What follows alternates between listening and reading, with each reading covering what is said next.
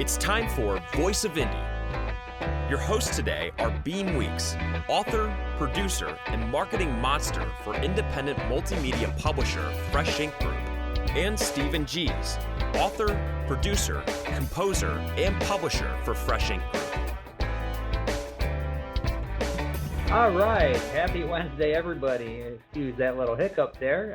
Welcome to another edition of Voice of Indie podcast.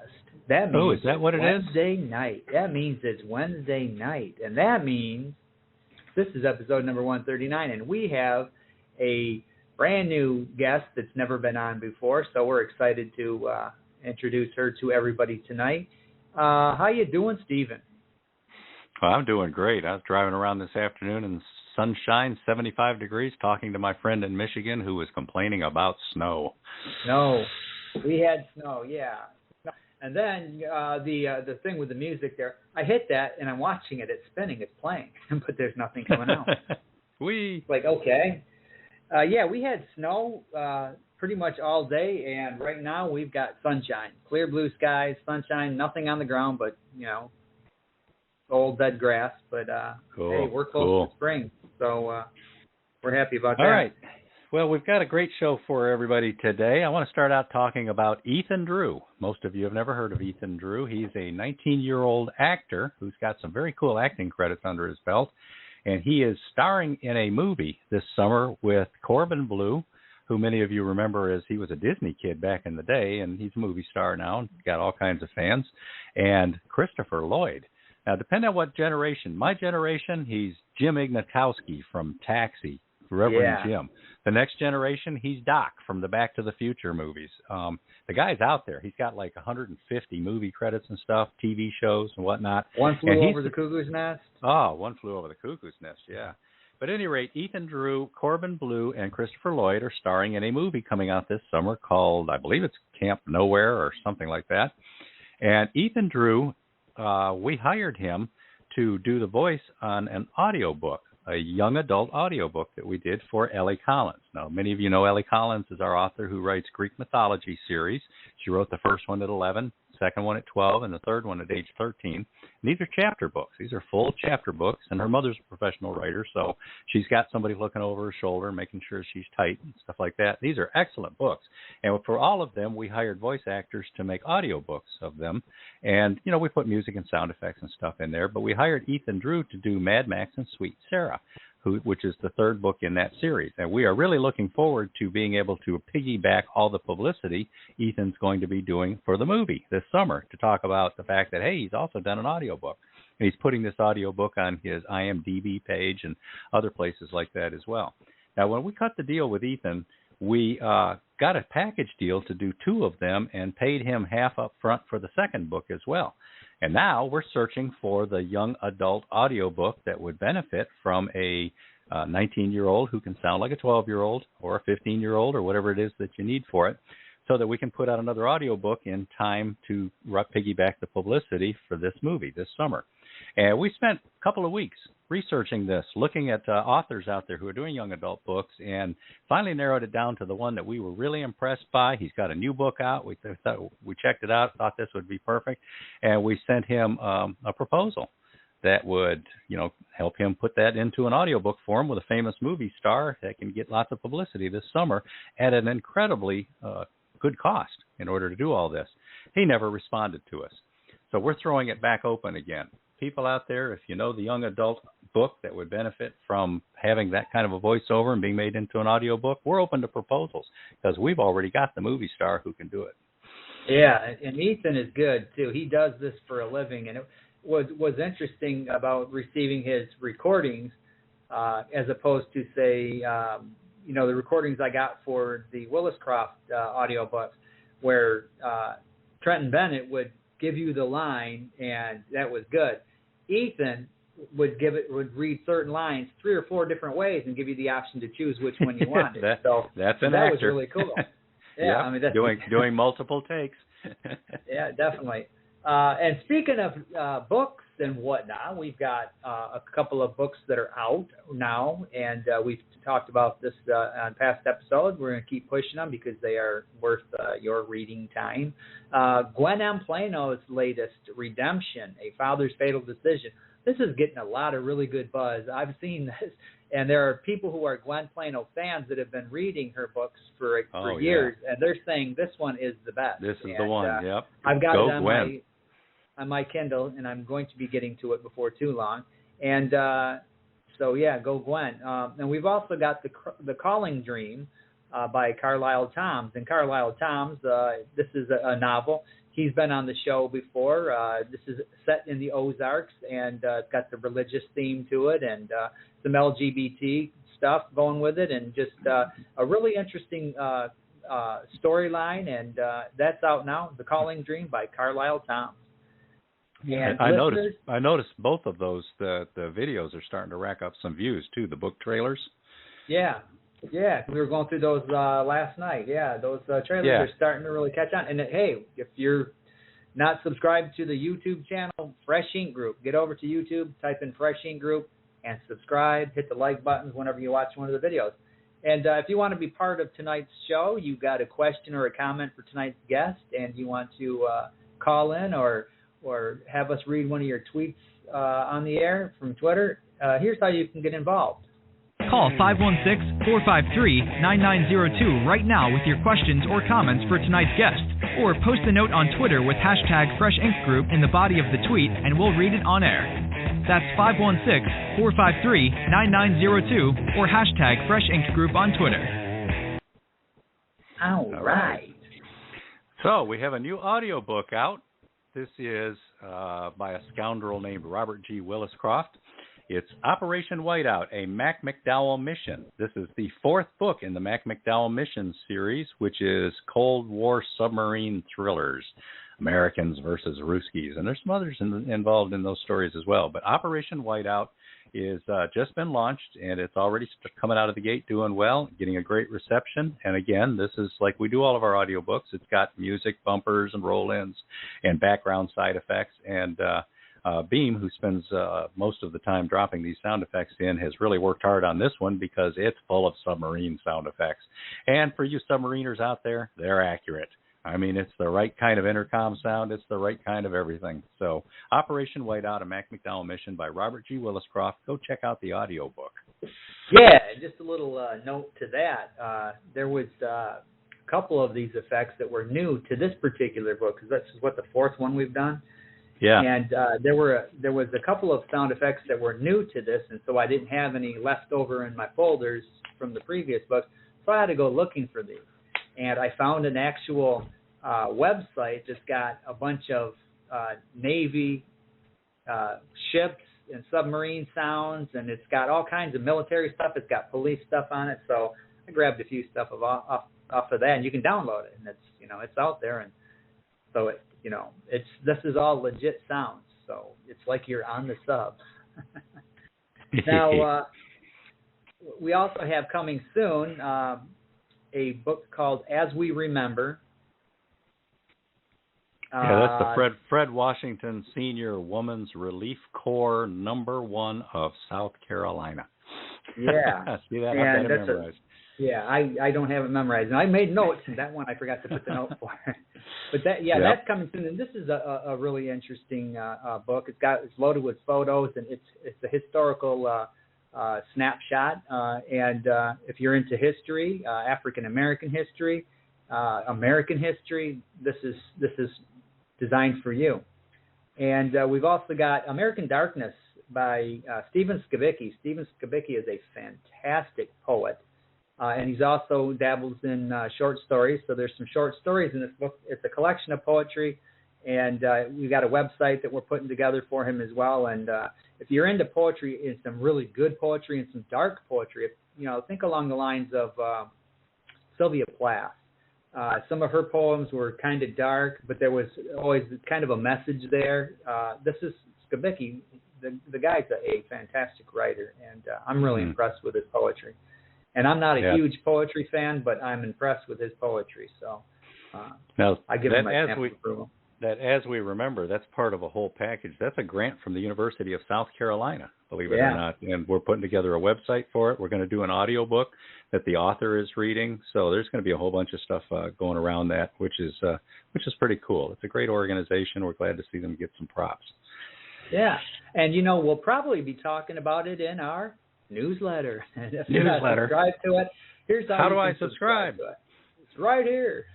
Stay on top of these podcasts and all things Fresh Ink Group with our weekly digital newsletter. New releases, videos, stories, excerpts, interviews, and more. Sign up now on the homepage of FreshInkGroup.com and be the one who knows what's what.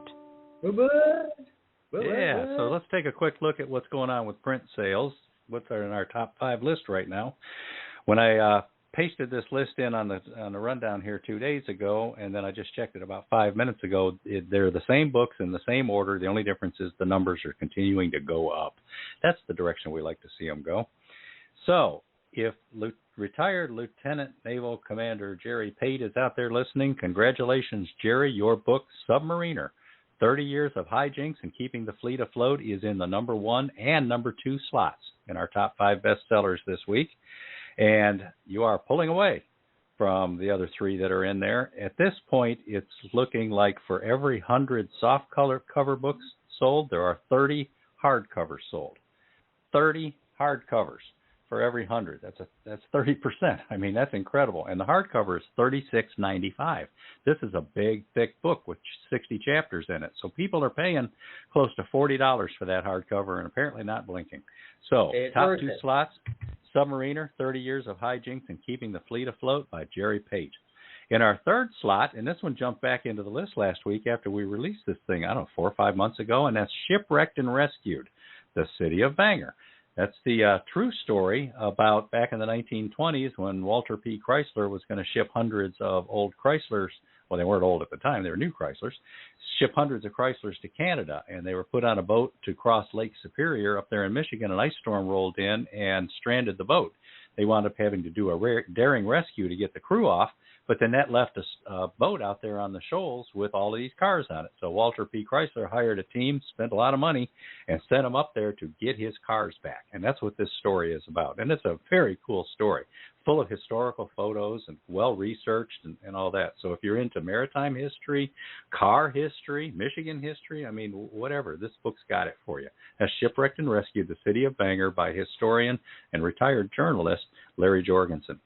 In the 4th slot, I don't know if any of you have heard of Gwen M. Plano, but Redemption, A Father's Fatal Decision, her latest thriller, which is getting rave reviews, is out there in the number 4 slot right now. In the 5th slot, we've got Sassy Discovers the AME Church. What's interesting about that is that's the first book in the 2-book series. The more recent one is Sassy Uncovers Peter Allen's Secret. But the second book is goosing sales of the first book to the point to where a lot of people are saying, oh, wow, this is great. Well, let's start with book 1. So book 1 sales are surging at a time book 2 is doing very well. So congratulations, everybody, especially Jerry Pate, Larry Jorgensen, Gwen M. Plano, and B.A. Johnson, the author of Sassy Discovers the AME Church and Sassy Uncovers Peter Allen's Secret. All right. Congratulations, everybody. Yeah, we do have another kid book coming out, too, building up that collection. This is Daddy Yo-Yo and the Legendary Marble Tournament by Janice Toney. This is an illustrated chapter book about bullying, and I did the editing on that, and I read the story, and it's a fantastic story for kids that love to read, and it's got some really cool artwork in it. So remember, Daddy Yo-Yo and the Legendary Marble Tournament. Yeah. An illustrated chapter book about bullying.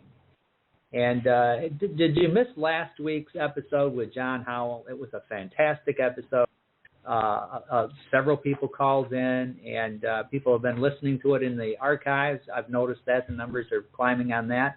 But if you missed it and you don't know where to find the archive, I'm going to point you to that. Find your favorite show in the Voice of Indie archives on YouTube at Fresh Ink Group, StephenGees.com, BeamWeeks.com, FreshInkGroup.com, and on Spotify.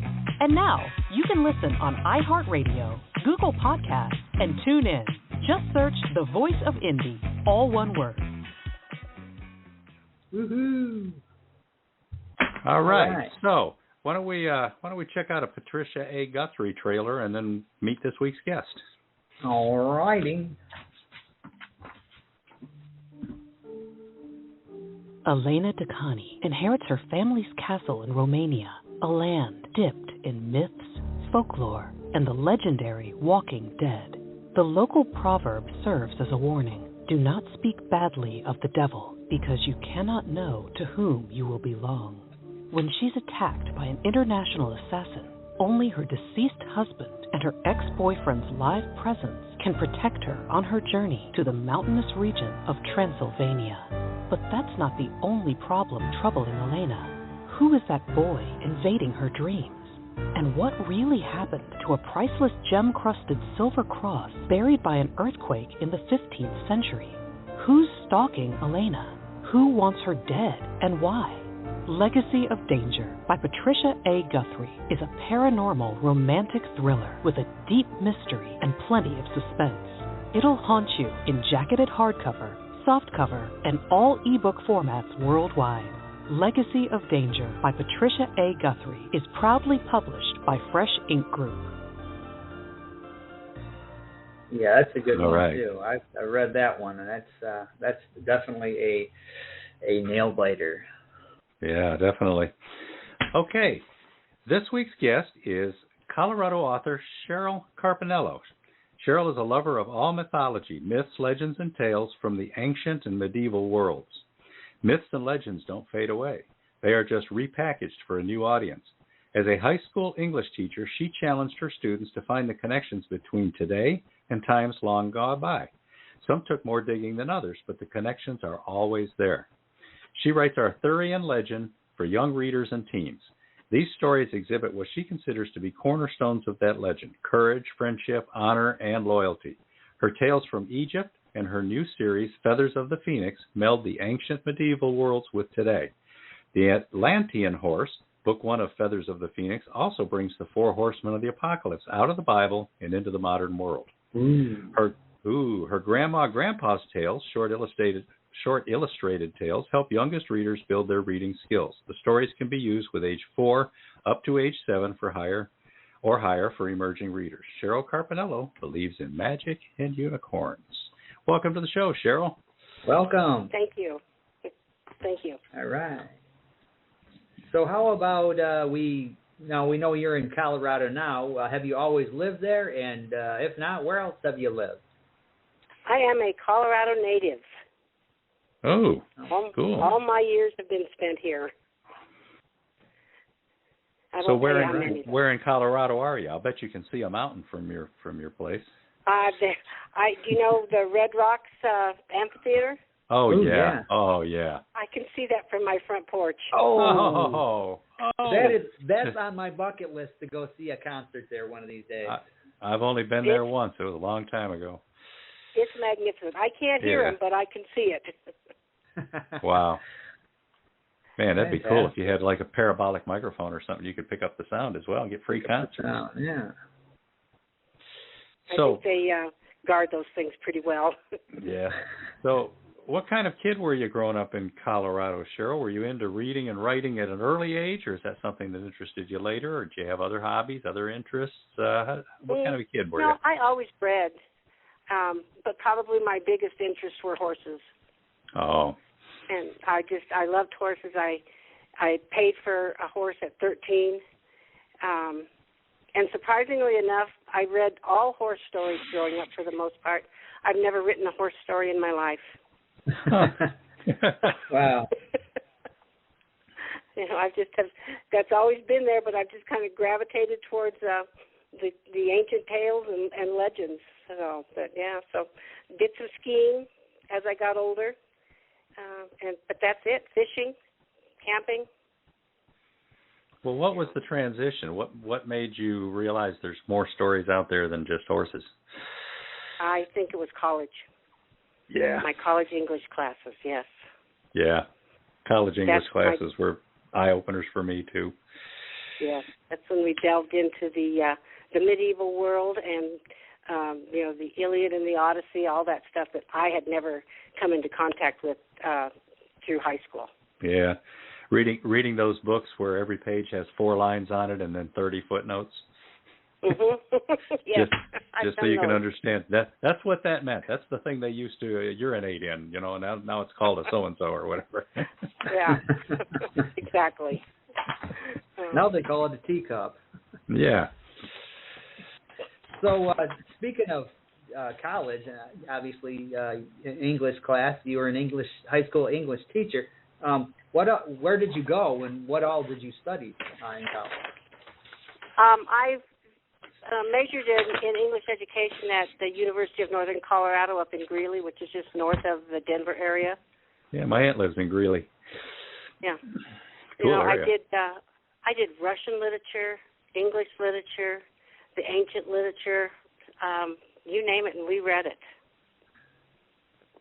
Wow. It was very, very fascinating to get into. Okay. So when we talked the other day, you mentioned something about a grandson who might be interested in writing, and maybe a second one that you're working on. Tell us about your family. Obviously, a grandmother. I'm a grandmother. My husband and I have 2 kids, a boy and a girl, and they each have a boy and a girl. We are both retired high school teachers, my husband and I. He's in math and I'm in English. I tried math and didn't go very far, and so I switched to English. It was much more suited my brain. It's a wonder you two are compatible. Well, some days we're not. You know how that goes. Yep. Yeah. But, and so then I had my oldest grandson is now 14, but when he was 10, his first book was published. He wrote, cool. His name is Cameron, and he wrote Cameron's Book of Insects. All right. It's just 10 insects, 10 bugs, insects, whatever you want to call them, that he liked. And he went out and took pictures of them all. And then he wrote a little piece on each of them. That's and so cool. that's wow. that's still floating around out there. And I sell his books for him when I do shows and things. And some days his books sell better than my books. Wow. I see it on Amazon. Cameron's Book of Insects by Cheryl Carpinello.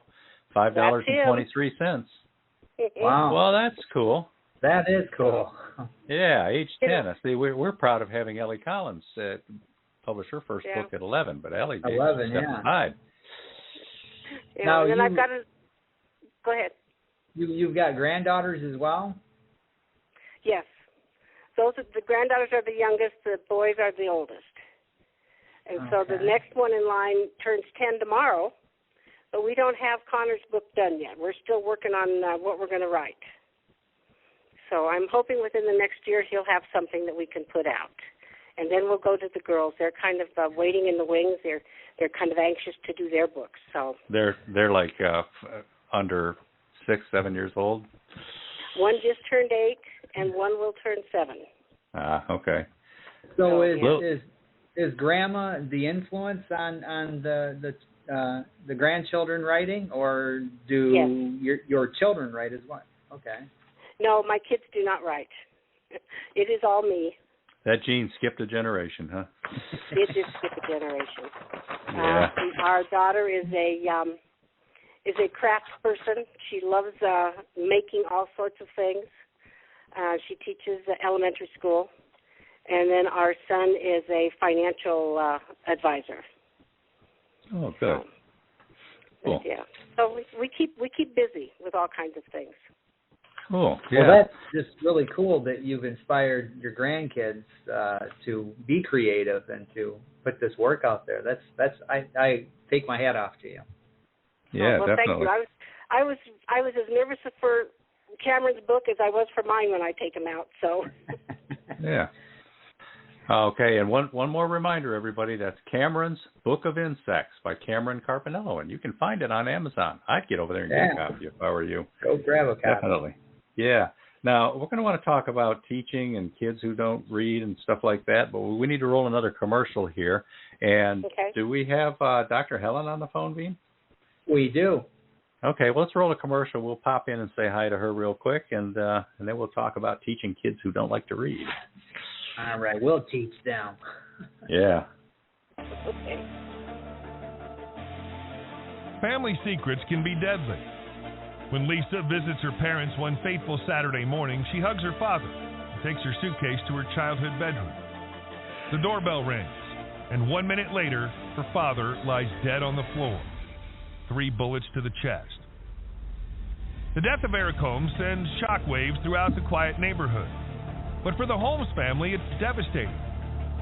In this fast-paced psychological thriller, Lisa and her brother embark on a quest to solve the mystery of their father's murder. The journey takes them into a secret world where nothing is as it seems. Once the puzzle pieces begin to coalesce, they realize that their father had multiple lives. As the facts unravel, the siblings discover the true meaning of redemption. Gwen M. Plano's Redemption is available worldwide in softcover, jacketed hardcover, and all ebook formats. Published proudly by Fresh Ink Group. Redemption by Gwen M. Plano. All right. Yeah, get out and grab a copy of that. That's just on the buzz alone. That's something I'm looking forward to reading. All right, let's go to Manhattan and talk to Dr. Helen. Come on. Okay, hi, how are you? Hi, Helen. There. Hi, Manhattan, you're on the air. How you doing, Dr. Helen? Did you get that thing on I think everybody would enjoy that. The man who took off early from work because he was going to his uncle's funeral, remember? I sent you that tweet. Everybody will enjoy this. And the next day when he came back to work, his boss said, did you ever hear of reincarnation? And the employee said no. He said, well, your uncle is back. It must be reincarnation. He came to see you. Okay. In other words, the guy cheated. He wasn't going to a funeral. Oh, I see. I got it. Yeah. Did I leave out a part? I'm sorry. No, I get it now. Just so tweet it basically he was fudging and taking the day off to go to a funeral that didn't exist. Yeah. Okay. Yeah. But it was funny. the way that the guy really showed up at his work. That was very cute. So, Helen, what do you think of today's guest, Cheryl Carpinello? She's a retired school teacher who's writing stories about Arthurian legends. That's wonderful. I think that's wonderful. And you know what I always want to know from every writer? What is their creative process? And I'll keep quiet about mine because we're all different in a way. Yeah. Yeah. Cheryl? That's what I'm interested in. What is the process that the writer has gone through in their early life when they first started out to be a writer, and now that they're accomplished, what's their process? I'm curious, whatever. Like how I write? Is that what you're asking me? Yeah, what is your writing process? Yeah, do you set a goal? What you go through mentally, yeah. Yeah, if you write I do a lot of it place. mentally. I will do almost all of it in my head before I ever put it down on paper. And Not an outliner? I do that. In other words, they live in your head, the ideas, right? The characters. Yes, exactly. Yeah. And then I go down and I jot down a brief outline. I don't do a very extended one. I just, points here and there that I want to, where each of the chapters will be, and, just a sentence or two about them, and that's it. But then I always write out my stories longhand before I ever put them in the computer. I'm like you. Yeah. Yeah. I learned while I was teaching that the kids figure once it's on the computer that it's glued there and they can't do anything with it. And so I always try to teach them that you neurologically about hand-eye connection. Right. Even when you're taking notes in college, there's something. Exactly. There's a learning. Something grows when you're writing rather than typing it. Yeah. Yeah. Yeah, I used to do that in college. Do you find that, all my Gary? notes. I can't write fast enough. I have to type. Well, we didn't have computers that you could use when I was in college, so I just had to do longhand, and then before a test, I would go back through and I would type I'd type on the typewriter all my notes, and that was how I learned all the stuff. It's a good bit of work. Don't you like the idea that she experiences the same thing I do? The story lives in your brain before you even put it down. All the time. Yes. Yeah, it's amazing. But you know what I am interested in is this new AI that will write your stories for you. Yeah. I'm curious. I don't think I would ever use one. I know I would never use one, but I'm curious as to what that would look like. Well, without any human input. I'm just imagining the day is going to come when somebody's going to win the Pulitzer Prize for literature, and then we're going to find out, but I didn't really write it. AI did. Oh, God, I hope you mean a robot is going to take the Nobel Prize in literature? Yeah. Wouldn't that be funny? Not likely, though. I hope not. But it's just, I can imagine something like that. I can write that story then. I'll write the story about AI writing the story. There you go. Now that's good. That's a good one. All right. Well, interesting. Yeah. Thanks, everybody. Thanks for calling in, Helen. Thank you. All right, and listeners, okay, we're taking phone calls. I'm listening. I'll keep listening. Okay. Anybody out there want to call in and with a question or comment for Cheryl Carpinello, or just to hurl some accusations at either of the hosts? That would be 516-453-9902. Give us a call. Now we do have some comments here on Twitter that we can go to. Cool. We have Robert Williscroft. He says, "Welcome, Cheryl, fellow Colorado Authors League member. I look forward to listening to what you have to say." All right. You want to take the next one? Yeah, we got Verwayne Greenhoe. He says, check out one of my newest Bella projects, How I Keep Smiling in a World That Isn't. Finding happiness is easy if you know what you are looking to find. I explain how I found peace and joy in a chaotic world by explaining real events. He's got a link to it here. Now, those of you familiar with Verwayne, he was a guest on our show last week? 2 weeks ago. 2 weeks ago. 2 weeks ago, yeah. And he talked a lot about Bella. And he's making good money off of Bella, like, $700, $800 a month from each story. So you might want to check that out and learn more about Bella as well. But thanks for the tweet, Verwayne. Yeah, and he's also threw in there, speaking of AI, he says, I've worked extensively with AI, and the stories it generates are generally written at a 4th grade level and about the same grammar level. Yeah. Well, hey, I'm going to start writing kids' books using AI. Yeah, and it seems like they would have to be detached from reality or details or verisimilitude or something. I mean, how do you know what a submarine commander is going to do when he spots the Russian sub? Yeah. You got to make that up. There wouldn't be any authenticity to it at all. But at any rate, thanks for the tweets, Verwayne, and everybody else out there. If you want us to read your comment or question on the air, #FreshInkGroup. Send it to us on Twitter and put that hashtag in there. We'll talk to you. But hey, if you can tweet it, pick up the phone and give us a call and just speak it. Yeah. We're taking calls. Now, our guest this week is Cheryl Carpinello. She writes primarily young adult fantasy, Arthurian legend types of stories. And Cheryl's a retired school teacher who tells us writes for reluctant readers, kids who don't read. What's that about, Cheryl? Well, it's just what it says. Kids who don't read or don't like to read. A bunch of them. There's a bunch of them. There are a bunch of them, and I don't know a high school teacher that doesn't know, a handful or more of these kids. They've just never found anything that has held their interest. And so, I dealt with these kids for the 20-plus years I was in the classroom, and it was amazing, which is why I write what I write. It's amazing what they actually latched onto, and one of the big things was Arthurian legend.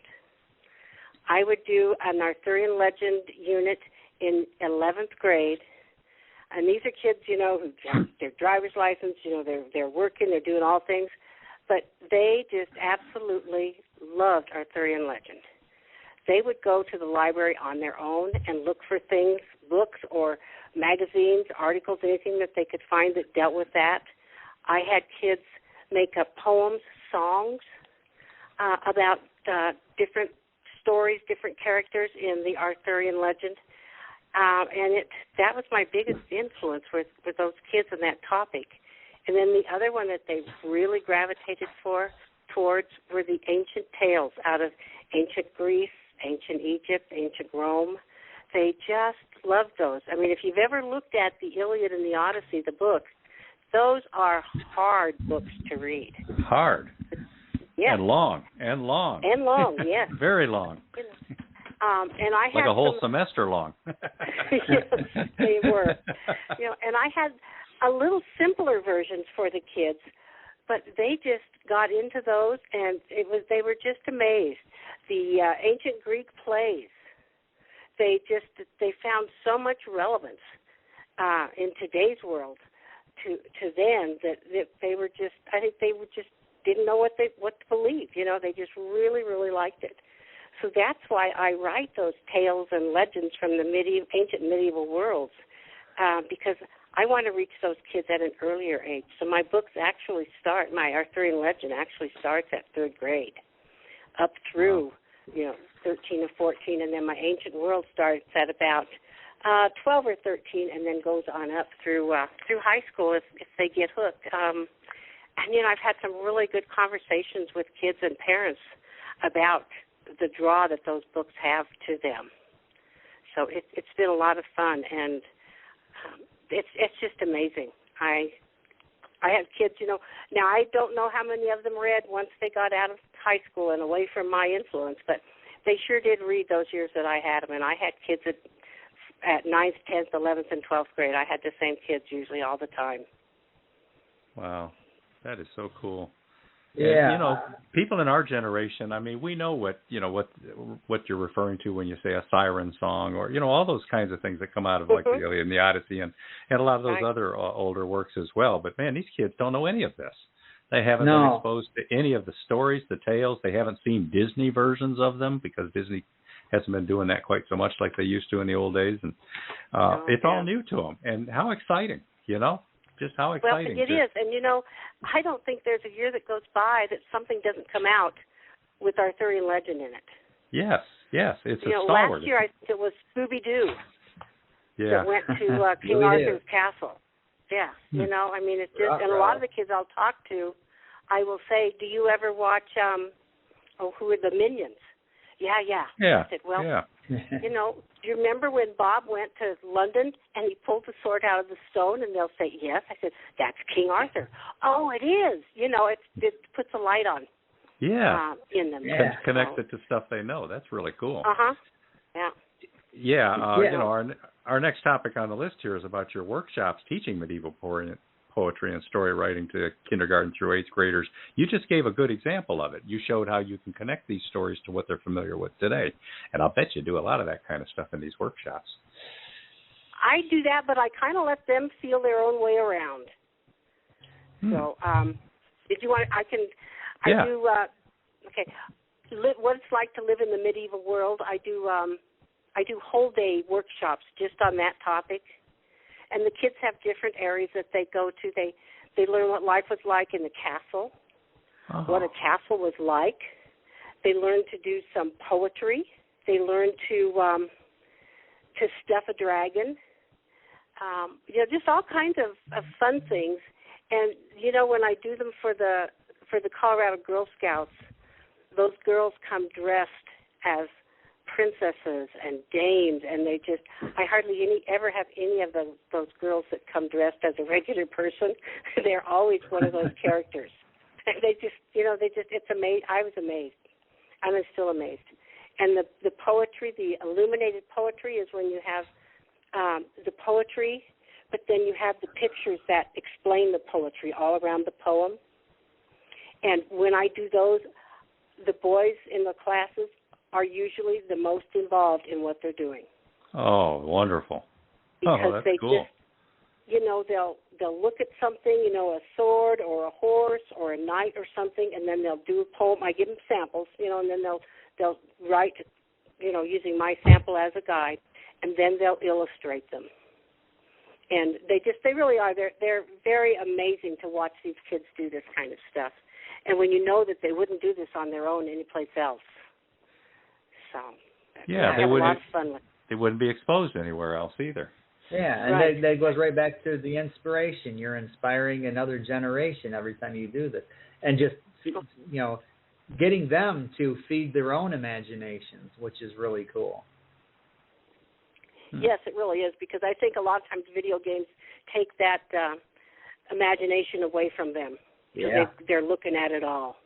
Yeah. And so that allows them to use that brain and imagine what things would be like with them as the creator. I've got an 8-year-old grand who's into the series Wings of Fire, and that surprises me that a fantasy series like that is appealing to such a young age.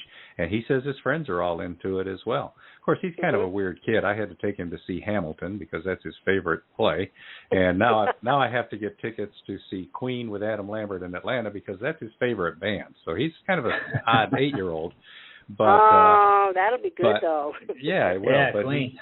Yeah, but he says that all the third graders are into these Wings of Fire books, and that's pretty cool. Yeah. Well, all that stuff comes out of Arthurian legend. All of it, every bit of it. Every bit of it. Lord of the Rings, Star Wars, all that stuff had their beginnings back there in that Arthurian legend. Yeah. If I sometimes wonder if Arthurian legend never developed, what types of materials would be out there today. Yeah, I've thought about that too. That and Shakespeare. I mean, you think about Shakespeare plots and how they've been turned into kids' stories and Disney. And, I mean, everything. And movies and dark movies and all kinds of stuff like that. I mean, even children's cartoons, fairy tales have been turned into, reinterpreted into modern day movies. And if you're watching them, you can see there's a movie Reese Witherspoon did back in the 90s. It was one of her early movies. And it was called Freeway. And she's a kid that's got to get to Grandma's house. And it was a modern-day retelling of Little Red Riding Hood. And the big bad wolf was Kiefer Sutherland, who was a serial killer. So she had to get past the serial killer to get to Grandma's house. Yeah. And as you're watching it, you're like, this is Little Red Riding Hood. And that's what it was. Yeah, it's amazing what you can do with those things. Yeah. So, Beem, you want to roll the calling dream? And we've got more questions for Cheryl Carpinello, author out of Colorado, maven of the young adult fantasy world. You are listening to the Voice of Indie podcast.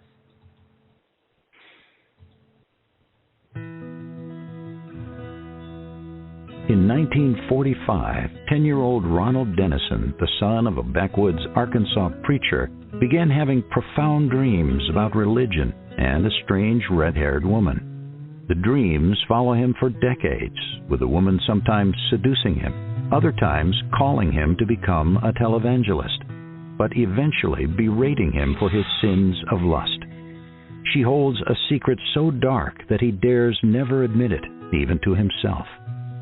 The more famous and wealthier he becomes, the more he struggles with his adultery, his fetish, and his shame, until his torment can no longer be contained. Staggering revelations challenge everything he ever believed. Will truth bring him the peace he always craved? Or will the woman's demands prove more than he can bear? Read the novel The Calling Dream by Carlisle Thoms. Proudly published by Fresh Ink Group in hardcover, softcover, and all ebook formats. The Calling Dream by Carlisle Thoms. Pick it up wherever you cool buy book. your books. Yeah. Yeah, now that commercial, like all of the commercials you hear on the show, are book trailers with video, animation, and all that kind of stuff. Go to the Fresh Ink Group channel on YouTube and check them out. We picked up another subscriber yesterday, and I had to get up and do my happy dance. Yeah. Now, Cheryl, when you're not busy motivating your grandchildren to write books and these kids at these medieval and poetry workshops and whatnot, what do you like to do to kind of wind down? Do you have any hobbies, interests, and how do you spend your free time? Well, I still read, and I read probably 3 or 4 books at a time. It comes from my college days when you had to read a book for each class you took and all at the same time. So I do that. My husband and I love to travel. He's not only a retired high school teacher, but he's also a retired high school and college football coach. So let me back up a minute. While I was teaching, I also worked nights out at our airport for one of our major airlines and retired from there. So we have what we call the unlimited lifetime benefits for flying, which nice. it's lovely. I love it. We couldn't go any place without it, I'll tell you. So every fall he picks what team is his favorite that he wants to go and watch a home game, and so we always do that. We've been to Notre Dame. We've been to the University of Florida. This last fall we went to Ohio State. We've been all over the country going to those, and they're a lot of fun. Yeah. And we usually take 3 days and get there a couple days before the game, and then come home on the Sunday or Monday after that. But college towns are great to visit, even besides the game. On game day, you go hang out and all the stuff that's happening. They are, and I'm not an NFL fan, but I sure like the college games. Yeah, college is where it's at. Now I got 3 words for you and your husband, Cheryl. The big house. We were close. We were close. Okay. That is on his list. I heard the words Ohio State come out of your mouth, and it must have been some kind of a glitch in the microphone here or something. But no, sorry. We've been to Michigan State. Yeah. We just haven't made it to the big house yet. Yeah, that's the thing. They got a cute little stadium up there in Atlanta, East Lansing. Cute little stadium. Yeah. No, the big house is still the biggest one. So you got to go to the biggest one at some point. There's nothing like a game at the big house. Well, I think for those of you who don't know, that's University of Michigan. Yeah, we just haven't found a time frame that we can go and visit and tickets. So. All right. Well, let me know. I'll meet you there. Okay, sounds good. And then I love to travel internationally, and I drag him along wherever we go. And that's part of those flight benefits that I have. We went to Egypt for 3 weeks in 2008 and just went on our own and rode the train from one end of this country to the other end and back again, and visited and stayed in hostels and things, and just had a grand old time visiting all the sites and things. And we spent 3 weeks driving around the UK, which is not easy to do when they drive on the wrong side of the road. That took some getting used to, but after 3 weeks I kind of had it all down. And then we've been to Iceland twice. The last time we went 2 years ago and drove around the entire island. That is setting for the second book in my Feathers of the Phoenix that I'm working on now, and so I really wanted to go and see the country. So we spent 2.5 weeks and did that. We go down to Mexico a lot. We go down to the Caribbean. All things that we love to do, but are able to do because of the flights that we don't have to pay for. So that's very nice. Very nice. My cousins worked for an airline, and my aunt spent the rest of her life flying hither and yon and loving every minute of it. Oh, yeah, yes. And our favorite place in the States to go is Las Vegas.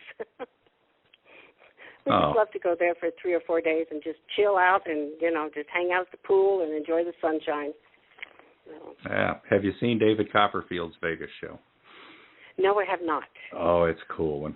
It's a cool one. I recommend it next time you go. Yeah, I've only seen him 3 times throughout my life, and all 3 times it blew me away. Yeah, no. We've seen a lot of rock bands and things in Vegas, but not David Copperfield. So I'll put that on my list. All right, you mentioned one of your series. We've got a bunch of books from you here. They're mostly clumped into series. Let's talk about them. What would you like to talk about first? We could do my Arthurian Legend, my Guinevere. Okay. And those start out, it's called the Guinevere Trilogy? Yes. Okay. And the 3 titles? Where there was only going to be one originally. Yeah, that happens with trilogies a lot. Except we're publishing the Chair 3 right now, and it's going to be out of 5. So one book turned into 5. It happens. Yeah. Guinevere was just and I only wrote that for one reason, because every year for 20 years when I talked to my kids about Arthurian legend and what they knew about it, they could tell me all kinds of things about Arthur, the Round Table, all that kind of stuff. But every time I asked them about Guinevere, all I got were the same 3 answers. Every year, I kid you not. She married Arthur, she cheated on him, and she was the downfall of Camelot. And I would come away each year thinking, oh, my God, that is awful. There's got to be more. I know there's more to this character. And so that was why I wrote the first book, with introducing to this young girl, 12 turning 13, who is all of a sudden told that she's going to marry an older man and become a queen. Wow. You know, how do you do that? Yeah. You know, so that was going to be the only one. But her and Sedwin, her best friend in that book, so enjoyed the stories that they just never shut up, and they were in my head all the time. Cheryl, you promised I could be a knight. When are you going to let me be a knight? And Guinevere says, what am I going to do? How are you going to help me? And finally, I think after about 4 years, I said, okay, I will write one more book, and that was entitled At the Dawn of Legend. And by the time I got done with that, they were in such dire straits that I had to write book 3.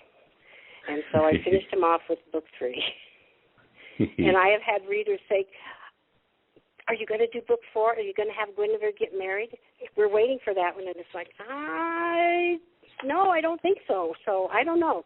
Right now it's a trilogy and will remain so for at least the present time. And that's a Mom's Choice Award winner, huh? Yes, that was. I was real pleased with that. Yeah, that's cool. You know, and the Moonbeam Award for one of the best chapter books. So it's and you know, out of all the books that I've written, I've got 12 or 13 there. I sell that the most, and I sell book 1 more than I sell the trilogy. Book 1 outsells everything. It's amazing. And I just have one other in the Arthurian legend, which is the Young Knights of the Round Table, The King's Ransom, which is an adventure thriller. 3 friends, when their older friends accused of murder and theft, they take the knight's vow to prove his innocence or to die trying. Pretty hefty there, but they don't hesitate. I think when you read my bio, one of the cornerstones of the Arthurian legend is friendship, and another one is loyalty, and so they show that in the young knights. So those are my best. Go ahead. I'm sorry. Yeah, I started to say that the Tales and Legends, that includes The King's Ransom. Yes. And what else is in that? Tales and Legends Writing Journal. What is that? I have a writing journal, and all my other books are Tales and Legends. I have a branding that I use, which I was so pleased when I was able to grab that. Tales and Legends for Reluctant Readers. All my stories are fast-paced. They are shorter than normal books that kids would read at that age. I shouldn't have said normal, but of typical books. Reluctant readers don't like long books. No, they don't. You know, and I'd watch these kids in the library, and they'd go through and they'd count how many pages they don't have to read. You laugh, but it's true. And so all of my 4 Arthurian books all have some kind of simple drawing illustration at the beginning of each chapter that the kids don't have to read. Wow.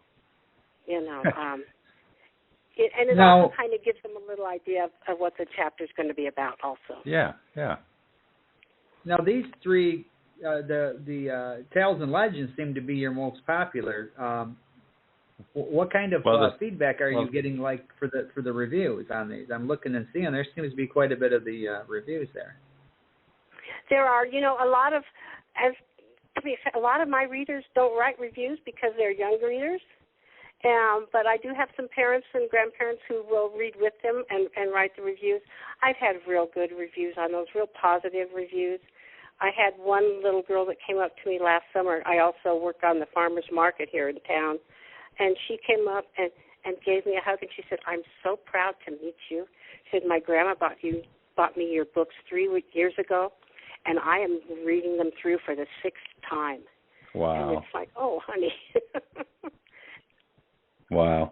Yeah, one of our questions that we usually get to is, have you had any extraordinary interactions with fans, something that made you feel good feedback or something? You just gave us an excellent one. I mean, you don't get any better than that. You touch that girl's life, and she's still a fan, and after these years, she's still reading them. That's as good as you can go for. Yeah, reading a book six times. Wow. Yeah.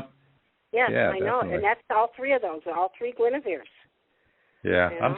I'm still picturing the kids counting the pages because it reminds me of reading the Iliad and the Odyssey. You know, I'm reading the Iliad and the Odyssey, and it's like, oh, okay, I'm down to the last 800 pages.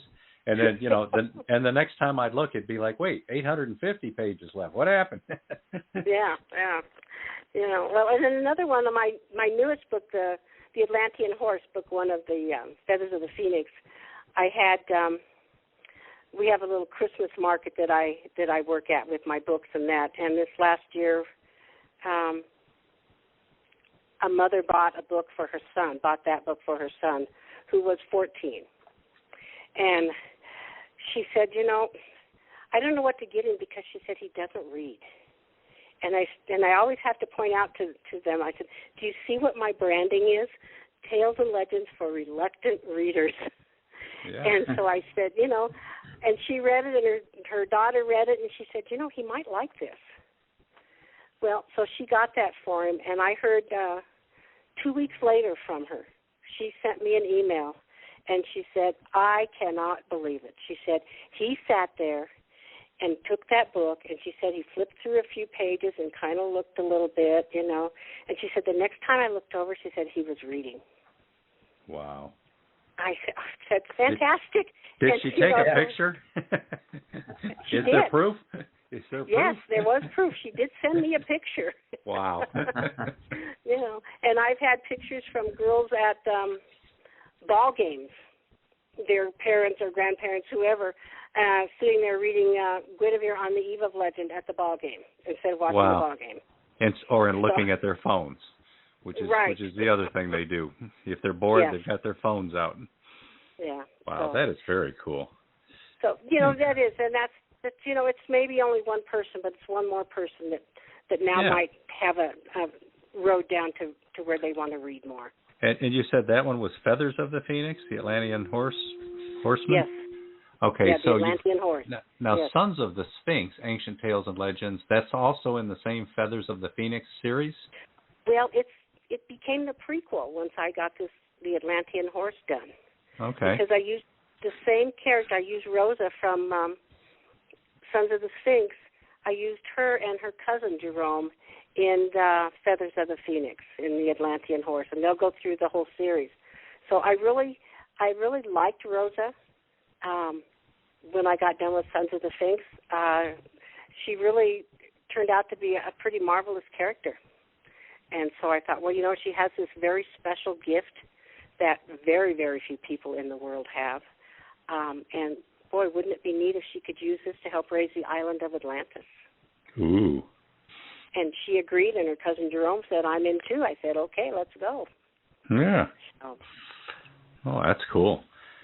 We've also got Book Elves Anthology, Volume 2 here. Is there a Volume 1 that I'm not seeing? No, because I only contributed one story to that one. It's a group of authors from around the U.S. and the U.K. and France. And we got together. They got together and did book 1, and then I got in on book 2 and contributed a story to that one. And so, but that was the only short story that I contributed to that. Okay. Yeah. Now you've got Grandma's Tales. That's Grandma and Grandpa's Tales series. Uh-huh. Okay, yes. but I'm not seeing Grandpa's Tales here on Amazon. Oh, you should. They're both there.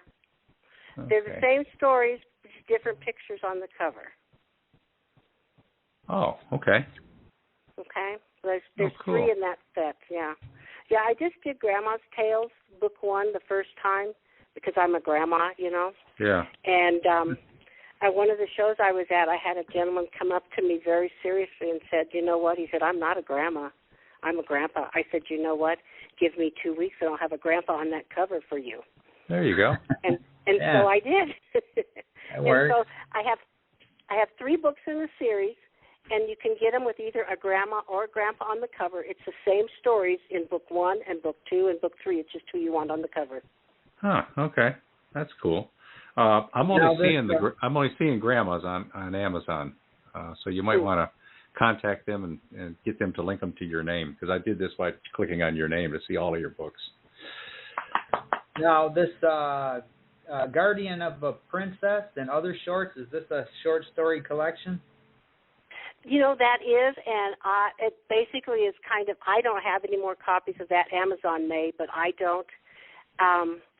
I did that before I decided to write more of Guinevere, and I did that to help when the King's Ransom came out.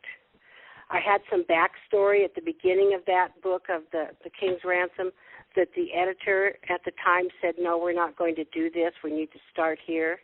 And I thought, but I really want this in there, but she wouldn't let me do that with the publishing company. I said, well, okay.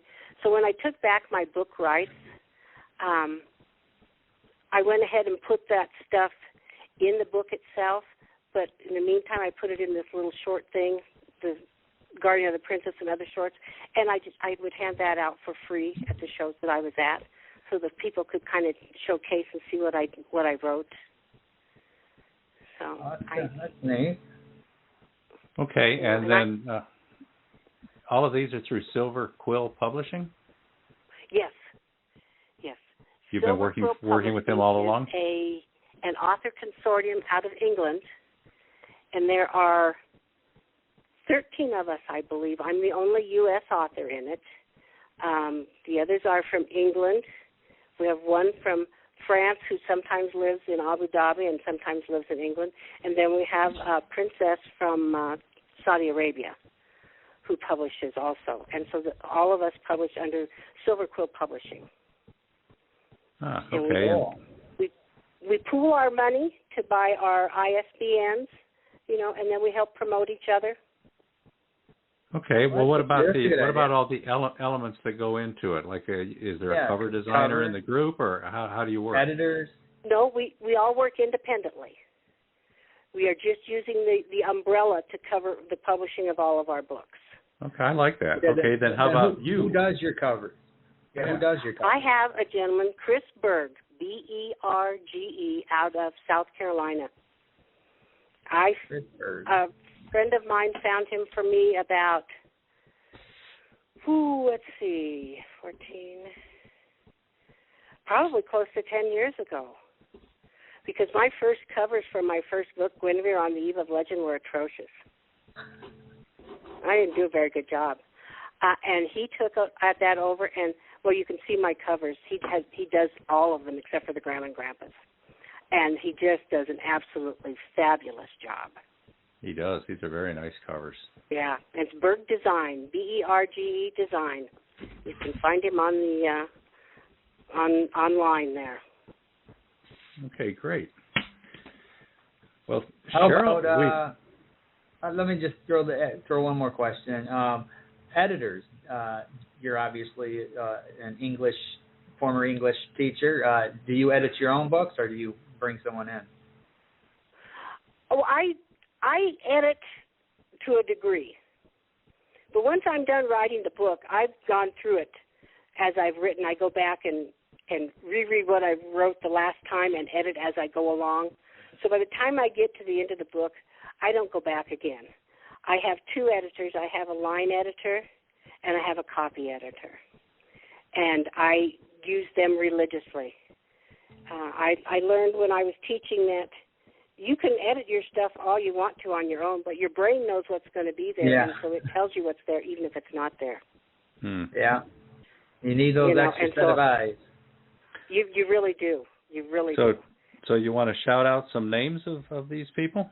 So I won't do my line editor, or my line editor, because she's just a personal friend that I worked with at the schools. But Nancy Bell out of Canada does all my copy editing. That name sounds familiar. Sounds familiar. I just was thinking that. Yeah. I think we've had somebody else on here that somebody else promoted gave her credit. Yeah. Could be, and she's an author also. She writes she writes horse stories, and I think she's got a series on marriages in the Old West or something like that. I can't think of it exactly. Kind of maybe a Janet Oakey kind of series or something. We may have to reach out to her and have her on the show sometime. Yeah, definitely. Yeah, you should. But yeah, and then I have two writing friends. That sounds horrible. I have two author friends, or two friends who are also authors. We all write the same types of books. One is Wendy Layton Porter, and she is also Silver Quill. She's the one who sometimes is in France living. Right now she is in Abu Dhabi and is getting ready to go to the UK tomorrow to spend a few weeks and then go back to I don't know which country.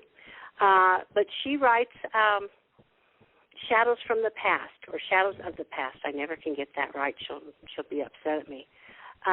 Stories going through the ancient world right up through the modern world about two kids and their friend and a cat who are searching for the kids' parents who went through a hole and have been lost and are traveling through time, and the kids go through each era to try to find them. And so they go through, like, starting in ancient Egypt. They go through, help me out here, the ancient Greek world, and they do that. And then my other friend, Fiona Ingram, she writes stories, Chronicles of the Stone, which are also set back in those early years.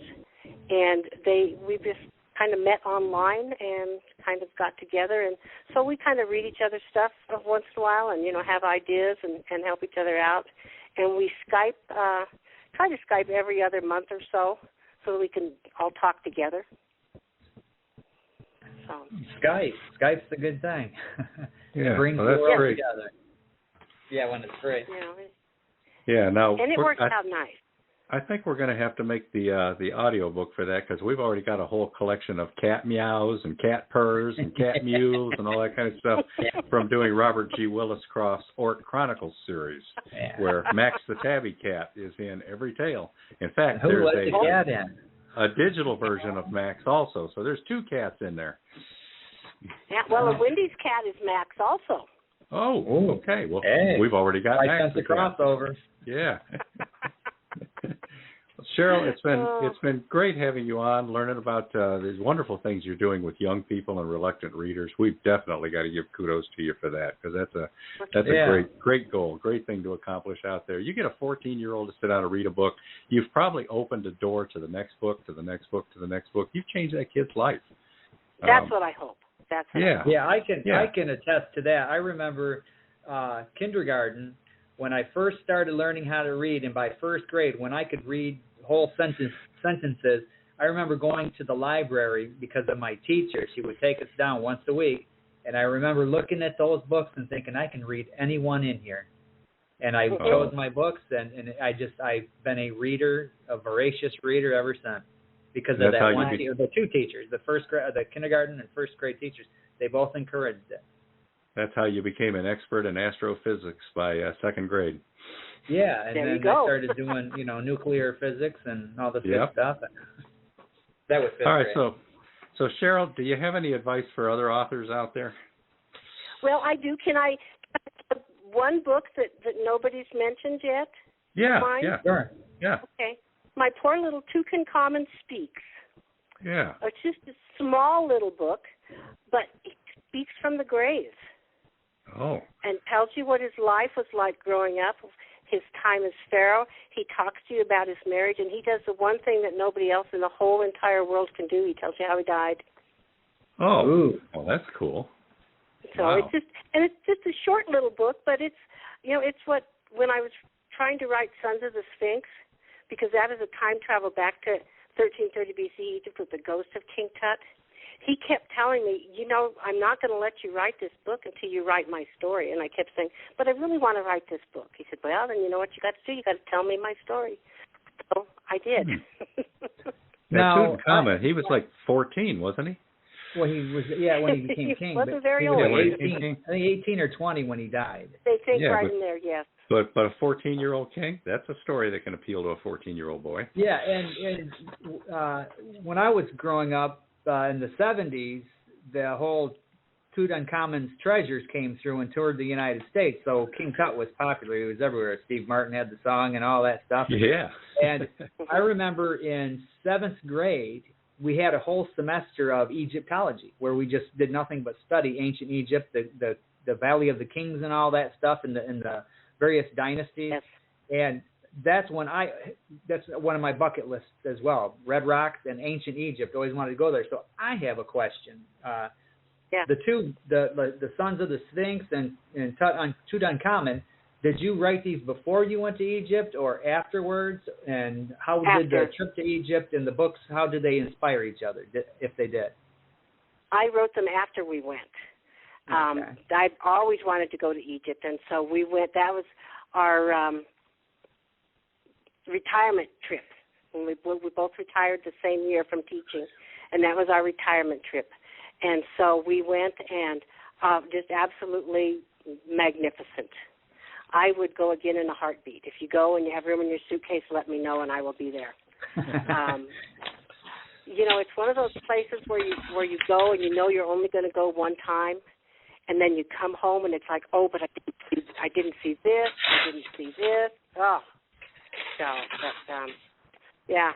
And so I wanted to go back there, so that's what I did with Sons of the Sphinx. I did some more reading when I got home on it, and that story idea just came to mind, to go back there in the days of King Tut. All right.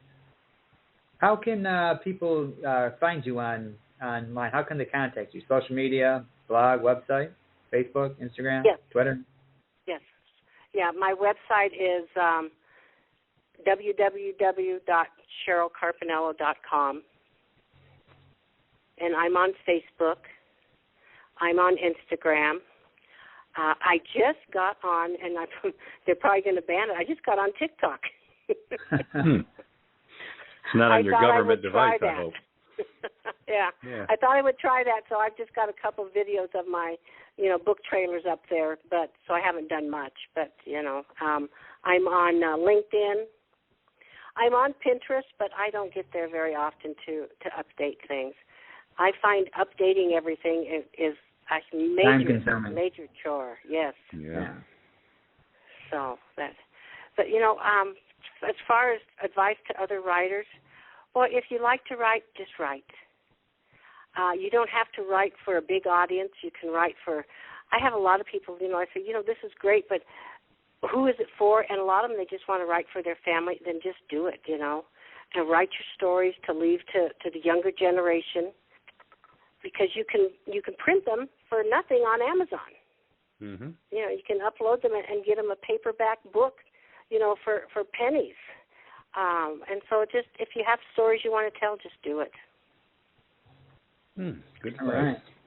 Yeah. Well, Cheryl Carpinello was our guest this week. Colorado author, focuses mainly on young adult fantasy, Arthurian legend kinds of tales, and she's got some other cool stuff too. So check it out. Cheryl Carpinello, Carpinello. You can find her books out there everywhere. Cheryl, it's been great having you on. Thank you, guys. I enjoyed it. Thank you for joining us. Yeah. Yeah, definitely. All right. So next week we've got Jody Bowersox, who is another maven from the Colorado Authors League. In fact, she's a muckety-muck in the organization there. So we're going to have back-to-back Colorado authors. This is cool. Yeah. And then we head to Texas for the next two, don't we? Yeah. The next one following Jody Bowersox is the return visit of Patty Wiseman. We had her on early in this show when we got started 2-3 years ago, and 2.5 years ago. And so she's going to make a return visit and catch us up on what she's been doing since she was here last time. And after that, we've got Martin Herman, who I believe is a Canadian author. Is that right, or was he Texas? Same difference. Can't Canada, remember. Texas. It's Canada, Who can tell Texas, them apart? Same kind of people. But Martin Herman is not an author that we're familiar with. We didn't publish him. We haven't worked on his stuff, but his publicist reached out to us, checked out our podcast, and lobbied us strongly to see if he could get him on. So what the heck? We're going to meet Martin Herman and learn more about him and his books 4 weeks from now. So, again, thanks for being on the show, Cheryl. we look forward to having you back next time you have a new book out, and keep us updated on your stuff so that we can put it in our newsletter, because you got some fans out there now. We want to keep them informed. Thank you very much, guys. I will. All right. Thanks, we'll Cheryl. see everybody next time. Now, Beem, you've got a couple of commercials if you want to run one or two on the way out. I'm going to do that. We'll see everybody right. next week. Bye, everybody. Hi, I'm Mary Margaret Fanson. My grandmother, Big Mama, calls me Sassy. I've been a member of the African Methodist Episcopal Church all my life. I never knew why everyone was so proud to be AME. Then I met Gerald in Children's Church. He thinks he knows everything about being AME. I have to learn a lot more just to show him. B.A. Johnson has been writing a series of books about me, my brother, and my friends, with lots of colorful drawings.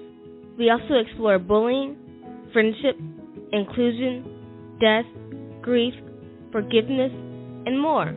Sassy discovers the AME Church is about me learning about our church and something terrible that happened in Charleston. The second book, Sassy uncovers Peter Allen's secret, is about discovering the story of our church's founder's family, and one hero in particular. These and more Sassy books are published by Fresh Ink Group in laminated hardcover, softcover, and all ebook formats available worldwide. Come on, join me and discover why I can say I'm proud to be AME.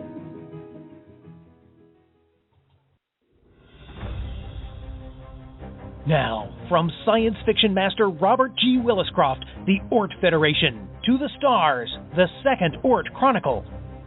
As the Oort Federation becomes a major force in the solar system, Braxton Thorpe passes the Federation chairmanship to former U.S. President John Butler. Thorpe's group offers humanity virtual immortality, but Isidore Orlov and his Udachni enterprises oppose their every move. While Thorpe's group terraforms Mars for more living space, the Mars Reds prove formidable as resistors. If the Asterian Starship fighter pilots are released, will they align with Phoenix or Udachni? And who will develop the right FTL technology?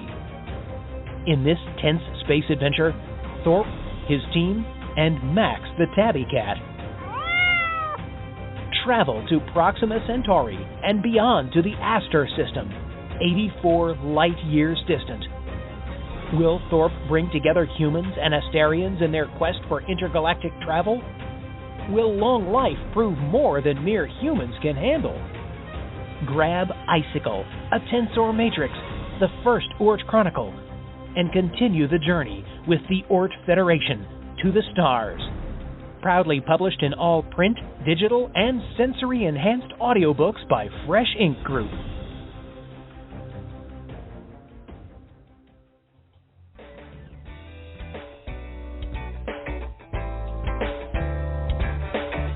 You've been a part of Voice of Indy, a production of Fresh Ink Group.